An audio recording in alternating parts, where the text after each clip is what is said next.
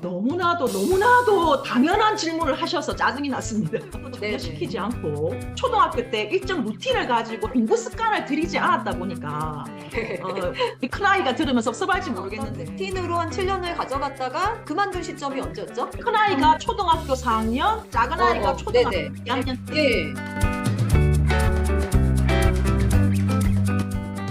안녕하세요. 안녕하세요. 반갑습니다. 네, 오랜만에 모셨습니다. 책류가 전도사라고 할 정도로 굉장히 독서 교육에 헌신하고 계시는 달팽이 책류가의 김윤희 작가님 모셨습니다. 반갑습니다. 오랜만에 뵙습니다. 네네. 저하고 개인적으로도 친분이 있으신 분이시라서 네, 오랜만에 모셨습니다. 네, 작가님 모르시는 분들도 당연히 계실 테니까 네, 간단히 자기소개 부탁드립니다. 책류가를 정말로 사랑하는 여자 바보 엄마 김윤이라고 합니다. 우리 김윤희 작가님 하면은 소위 책류가라는 이름으로 널리 알려진 어린이의 독서 습관에 대해서 굉장히 중요하게 생각하시고 열심히 또 홍보를 하고 계시는 작가님이신데요. 사실은 이제 엄마표 영어라는 것도 조금 비슷한데 용어에 대해서 많이들 오해를 하시는 분들도 계시고 그래서 그 책류가라는 말도 사실은 많은 분들께서 또 오해하실 만한 그런 소지도 있기 때문에 작가님 모시고 그 용어와 관련된 얘기도 나누면서 여러분들이 좀 오해하시는 부분에 대해서도 함께 허심탄회하게 진솔하게 얘기 나누면 어떨까 해서 모셨습니다.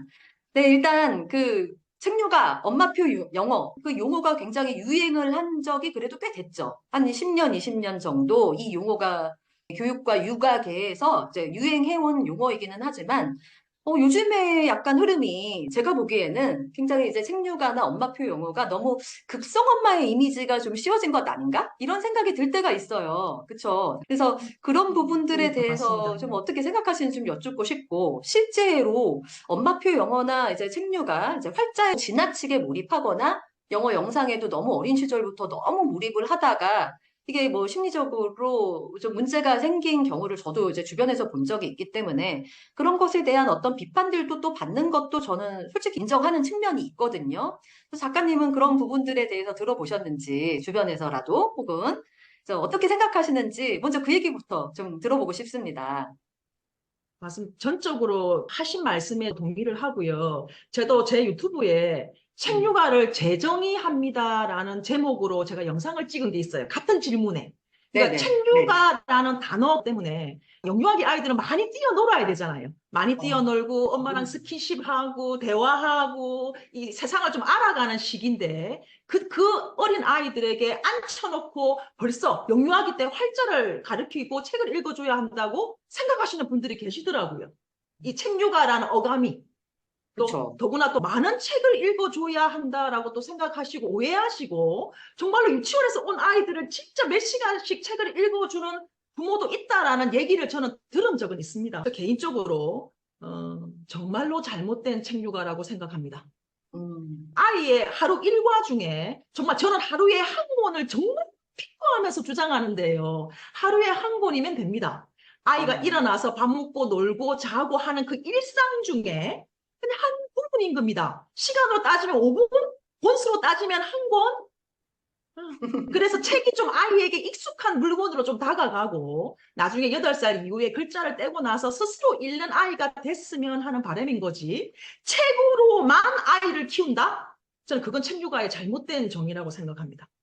너무 좋은 말씀 해주신 것 같아요. 그래서 저는 그 엄마표 영어라는 콘텐츠를 가지고 이 채널을 시작했지만 점차 저는 사실은 교육이나 육아 쪽으로 조금 시선을 좀 넓혀왔던 것이 이게 엄마표 영어라도 되게 비슷하거든요, 사실은. 그래서 영어가 육아의 전부인 것처럼 또 생각하시는 분들도 계시고.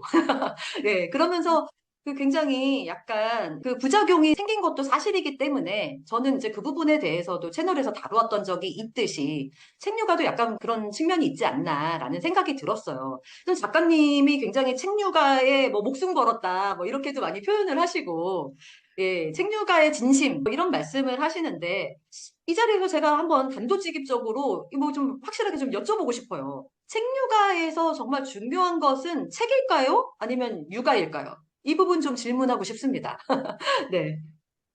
제가 개인적으로 이제 바다별님을 아니까 지금 사적으로 좀 짜증을 내고 싶은데요. 왜냐면 너무나도 당연한 질문을 하셔서 짜증이 났습니다. 네네. 뭐, 우스갯소리고요. 뭐, 음, 이거는 뭐, 그 질문 자체가 너무나도 잘못된 질문일 정도로, 음, 너무나 육아가 기본 중에 기본이고, 사랑이 음, 기본 중에 기본이고, 부모와 아이의 애착, 그리고 아이의 정서적인 부분이 기본 중에, 글쎄, 기본 말고 다른 단어가 없을까요? 너무나 음, 기초적인 음, 베이스죠. 음, 음. 그 위에 이제 여러 가지 교육이 이제 집을 짓는 거죠. 너무 네네. 당연합니다. 너무 중요합니다. 아이의 정서, 인성, 부모와의 애착. 네. 질문을 너무, 질문이 잘못됐군요. 근데 제가 이런 질문을 한 이유는, 이제 보시는 분들에게도 약간 도전하는 어떤 질문이라고 할 수가 있어요. 그래서 이제 엄마표 영어나 책육아나 우리가 첫 번째 질문 드렸던 그 내용의 연장선상에서 우리가 한번 생각을 해보자는 차원에서 우리 김윤희 작가님 주변에서도 그런 사례를 보셨는지도 좀 궁금하기도 하고, 실제로 이제 육아보다 책이 우선이어서 생겼던 어떤 부작용이라든지 그런 부분에 대해서 혹시 나눠줄 얘기가 있으신가라는 차원에서 한번 여쭤봤었습니다. 예, 어쨌든 당연한 질문에 이렇게 얘기를 해주셨는데 또 당연한 질문인데 좀 화내실 만한 질문이지 않을까 싶은데요. 우리가 책류가의 중요성에 대해서 항상 그 당위성에 대해서 얘기를 할 때 전반적으로 많은 분들이 이 책을 읽는 이유가 사실은 나중에 성적을 잘 받기 위한 어떤 루트로서 이것에 대한 중요성을 강조하시는 그런 시류가 있다라는 것을 또 좀 인정하거든요. 너무 혼내시지는 마시고요. 네. 사실 우리가 책류가나 엄마표 영어, 네. 뭐 비슷한 선상에서 다시 한번 네, 질문을 해보자면 책류가의 목적이 성적이 잘 나오는 것일까요? 아니면 전인적인 성장일까요? 여기에 대해서 좀 생각을 듣고 싶습니다. 네. 이제 이번에는 짜증 안 내고 말씀드리겠습니다. 네네. 제가 제 유튜브 영상에서 음, 책을 읽었을 때 오는 여러 가지 장점이 무려 122가지라고 제가 주장을 합니다. 정말 책을 읽음으로써 우리가 얻을 수 있는 가치는 진짜 많은데요. 그중에서 제가 생각하는 독서를 통해서 얻을 수 있는 첫 번째 가치는 진짜 생각하는 사람으로 자란다는 겁니다. 그 책 속에 거인들이 던져주는 화두에 대해서 우리는 끊임없이 생각이라는 것을 하게 되고 사색하고 사유하고 그 과정을 통해서 정말로 더 나은 결론을 도출하는 거지요. 그러면서 네. 제가 과거와는 다르게 좀 더 성숙된 삶을, 더 충만한 삶을 살아갈 수 있다는 것. 그것이 저는 책을 읽었을 때의 최고의 가치라고 보고요. 저는 그것을 향해서 달려왔습니다. 그리고 네. 지금 이 영상을 보고 계시는 많은 분들이 그 가치를 1순위로 두고 독서를 하시기를 바랍니다. 그런데요, 그렇게 하다 보면, 책을 자꾸 읽다 보면, 독해적 문해력, 사고력은 정말 자연스럽게 따라오는 장점입니다. 100% 일치하지는 않는다 하더라도, 책을 많이 읽은 사람이 안 읽은 사람보다 독해력, 사고력, 문해력은 좀 올라가죠. 그 독해력, 사고력, 문해력이 좀 높아지면, 수능 지문이라는 것이 얼마나 그 지문이 깁니까? 그죠? 공부도 잘할 확률도 확실히 높기는 합니다. 네, 네. 근데 물론 그것을 목적으로 우리가 책육아를 하자는 것이 아니지요. 그러나 공부를 잘할 확률도 높고 또 그거를 문해력을 떠나서도 책을 읽는 아이가 가슴이 뜨거워진 아이가 한 번뿐인 내 인생 나도 좋은 대학 가고 공부 잘해서 좀 멋들어진 삶을 살아봐야겠다라는 어떤 생각이 들어서 자기 주도가 시작이 돼서 자기 주도로 시작하는 애들은 아무래도 성적이 높을 확률이 높죠. 그죠? 이런 것들은 좀 격가지로 따라오는 장점 중에 하나다. 그러나 네. 이것을 1순위의 목적으로 하고 책류가를 하지 마라. 이것이 제 네. 철학입니다. 네네. 그래서 좀 시원하게 그 책류가의 본질에 대해서 말씀을 해주셨는데, 좀 이렇게 따지면, 제가 추구하는 엄마표 영어하고도 연결이 자연스럽게 되는 거죠. 그래서 사실은 저는 뭐 철자 하나 알고, 그리고 어떻게 소리가 나는지, 뭐 이런 것들을 익히는 것보다 그 다양한 영어 콘텐츠 속에 담긴 그 저자와 제작자의 생각과 그 철학을 따라가면서 자기만의 어떤 사고력을 키우는 것, 예, 그런 것들에 대한 중요성에 대해서 많이 말씀을 드렸었는데 자연스럽게 연결이 되는 것 같아요. 그래서 많은 분들께서 좀 오해가 없이 이 책육아와 엄마표 영어 꾸준히 좀 지속하셨으면 어떨까라는 생각에서 지금 작가님하고 이렇게 방송을 하고 있습니다. 근데 지금 뭐 방금 말이 나온 김에 작가님께서 이제 책을 이 성적 때문에 하는 것은 아니지만 책의 중요한 그 가치를 아이들에게 잘 전달해주고 싶은 마음으로 육아를 잘 해오다 보니 실제로 이 두 자녀가 여러 가지 정말 엄청난 스토리를 또 갖고 계시잖아요. 근데 이제 그 2, 3년 전에도 제 채널에 나오셔가지고 공부를 안 하는데 공부를 잘한다. 이런 말씀을 하셔서 한창 또 이슈가 되셨잖아요. 네. 근데 또 2, 3년이 지났으니까 지금도 아이들이 그렇게 스스로 자기 주도적으로 잘하는지 배 아프신 분들이 또 계실지 모르니까 너무 자랑하지 마시고 어떻게 됐냐요? 그 두 아이들 너무 궁금한데 좀 간단하게 그 책과 연결해서 어떻게 성장하게 되었는지 시험도 내신과 수능이 있는데 현재 큰아이가 이제 고2가 되셨다고요? 근데 좀 독특한 양상이 있으시다고 해서 그 점을 또 우리 구독자님들께 풀어주시면 어떠실까 합니다. 저를 모르시는 분들이 많으실지 몰라서 이 얘기를 먼저 말씀드리겠습니다. 저는 18년 동안 다 사교육은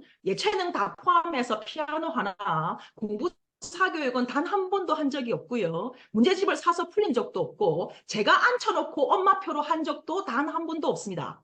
아이가 스스로 자기 주도로 공부를 시작하기를 바랬고 또 책을 읽는 아이니 그렇게 될 확률이 높을 거라고 저는 생각했고요. 그래서 좀 아이한테 맡겨두고 기다렸고 지금 그 큰 아이가 고2가 됐고요. 작은 아이가 중3이 됐는데요. 그 어떤 사교육도 없이 자기 주도가 중2 때 시작이 됐습니다. 스스로 공부를 시작하더라고요. 그렇게 스스로 자기 주도로 시작해서 큰 아이 같은 경우는 400명 중에 전교 1등은 아니고요. 반 1등은 하고 있습니다.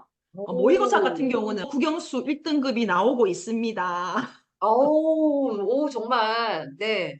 그러니까 그게 보통 이렇게 책이나 콘텐츠 자체에 접근해서 이게 학습서를 막 하는 것이 아니라 교재나 학습서에 의존하기보다는 책과 콘텐츠 그 본질에 집중해서 육아를 한 과정에서의 성적의 양상이 도대체 어떤 것이냐라고 했을 때 저도 사실은 그렇게 말씀드린 적이 있거든요. 내신보다는 모의고사에 점수가 더 높다. 이런 얘기들을 신이 좀 약합니다. 그런데 지금 작가님, 아드님 얘기를 듣고 보니까 그런 양상이 실제로 그렇게 나오더라고요. 맞습니까? 네, 맞습니다. 왜냐하면 제가 분석한 바로는 제가 사교육도 전혀 시키지 않고 초등학교 때 일정 루틴을 가지고 공부 습관을 들이지 않았다 보니까 우리 큰아이가 들으면서 섭섭할지 모르겠는데 좀 음. 성실성이 부족한 것 같아요. 학교 어, 내신은 정말로 성실하게 그 부분을 착실하게 애우고 공부해야 되는 부분이고 사실 어, 수능은 제가 볼 때는 사고력, 문해력, 독해력이 되게 강점일 거라고 보거든요. 약간 시험의 양상이 다르죠. 근데 네. 내신은 우리 아이가 제가 공부를 어릴 때부터 안 시켰다 보니까 성실하게 할당량을 해내는 성실함이 좀 부족했고 그래서 음. 내신은 상당히 안 좋습니다. 아, 진짜요? 상당히 안 좋고 지금 정시 음. 파이터 아실 건지 모르겠는데 정시 파이터 알죠. 날마다 정시 파이터 네. 있고 음. 그래서 좀 뭐 1등급 수학 같은 경우는 사실은 또 사교육을 안 했다 보니까 1등급, 2등급이 왔다 갔다 하기는 하고 있고 국어는 그래도. 무조건 1등급, 영어도 무조건 1등급입니다. 아니, 그런데 이런 부분들이 어떻게 보면은 이게 사실은 서울에 학군지에 다니는 학생들한테 나타나는 현상이거든요. 어떻게 보면은. 그 사교육을 많이 하고 이 대치동 학원가라든지 전국의 다양한 학군지에서 이게 뭐 잘하는 친구들이 많이 있기 때문에 내신이 좀 안 나오지만 정시가 높은 그런 상황 속에서 학교를 잘 진학을 하게 되는 경우가 많은 거잖아요. 근데 이렇게 김해에서, 경남 김해에서 그래서 아이가 스스로 자기 주도를 해서 이렇게 그 정식 파이터가 되었다. 실제로 계속 1등급이 모의고사에서 나온다라는 것은 이제 많은 이제 교육 관계자분들이 또 주목해 볼 만한 이슈인 것 같아요. 제 생각에. 근데 그 작은 아이가 좀 느린 아이라고 했었잖아요. 근데 그 작은 아이는 어떤가요? 그 얘기도 좀 부탁드릴게요. 작은 아이 얘기를 더 하고 싶습니다. 여러분들에게 네. 희망을 주고 싶고요. 작은 아이 아이는 어릴 때부터 느리게 가진 아이였습니다. 언어 지연도 있었고 모든 것이 느린 아이였고요. 그래서 저는 사실은 책을 좋아하고 책을 읽고 사유하는 아이로만 자라라는 마음으로 어쩌면 공부는 조금 포기하는 마음으로 지금까지 지내왔는데요. 오, 작은 아이도 중2가 되니까 본격적으로 엄마 나 공부 좀 시작해봐야겠어 라는 말을 하면서 스스로 서점에 가서 문제집을 지가 다 와서 공부를 시작했어요.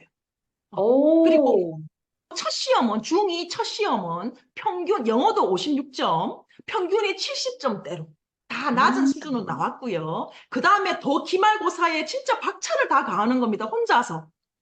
인강도 안 듣고 여전히 학원도 안 가고 혼자 문제집으로만. 그래서 느린 아이였기 때문에 제가 좀 자랑할게요, 대놓고. 그럼요. 전교생 300명 중에 전교 19등을 했습니다. 와, 이거 박수 해야 되겠네. 재수없게 보지 마시고 제가 워낙 느렸던 음. 아이였다 보니까 네네, 그럼요. 너무 그러니까 19등이라는 점수가 문제가 아니라 자기 주도가 시작됐고 첫 시험에 음, 망쳤고 다시 그것도 네. 심기일전에서 노력해서 이 19등 음, 평균 90점 이상 네. 받아서 영어도 진짜 못했는데요. 영어도 공부 오. 열심히 하더라고요. 그러니까 엄마표 영어도 하시다가 그만두셨다라는 그 포스팅을 제가 보고 그때도 연락을 드리게 된 초반에 계기가 되었었거든요. 그런데 또 영어도 어린 시절에 영어 책과 영상을 꾸준한 습관으로 가져갔던 기간이 그러면 한 얼마나 되셨던 거죠? 그때 아이들이? 7년 했습니다. 엄마표 영어를 네네. 7년을 아, 했었는데요. 네네네. 그러니까 어린 시절 어, 유아 때부터 이거를 그냥 너무 과한 거 아닙니다, 여러분. 아까 말씀드렸던 것처럼. 네.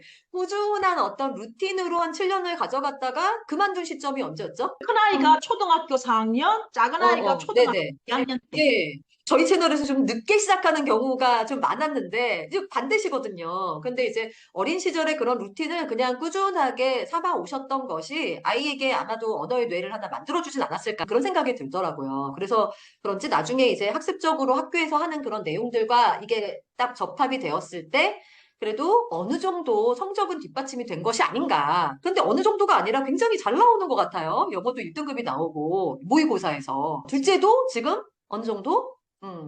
둘째는 지금 모의고사는 안 치고 내신으로 19등. 영어도 오, 요번에 95점?